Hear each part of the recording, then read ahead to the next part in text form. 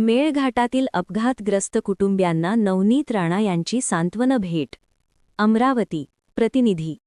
नवनीत राणा अमरावती येथे पोहोचताच मेळघाट परिसरातील शिवझिरी घाटात झालेल्या भीषण अपघातात मृत्युमुखी पडलेल्या कुटुंबियांची भेट घेण्यासाठी तातडीने राणीगाव कंजोली येथे रवाना झाल्या.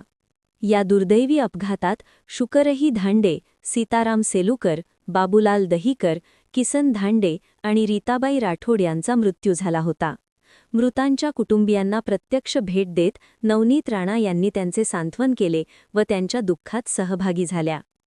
सांत्वन भेटीदरम्यान मेळघाटची मुलगी अशी भावनिक ओळख व्यक्त करत त्यांनी कुटुंबियांशी संवाद साधला.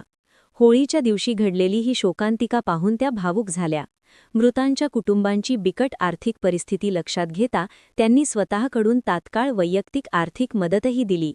यावेळी त्यांनी अपघातातील जखमींच्या प्रकृतीची विचारपूस करत त्यांच्या उपचारासाठी सर्वतोपरी मदत करण्याचे आश्वासन दिले.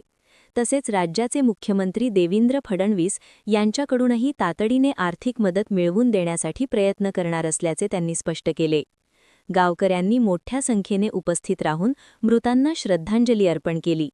संपूर्ण मेळघाट परिसरात या दुर्घटनेमुळे शोककळा पसरली असून पीडित कुटुंबांना त्वरित शासकीय मदत व न्याय मिळावा अशी अपेक्षा स्थानिक नागरिकांकडून व्यक्त होत आहे.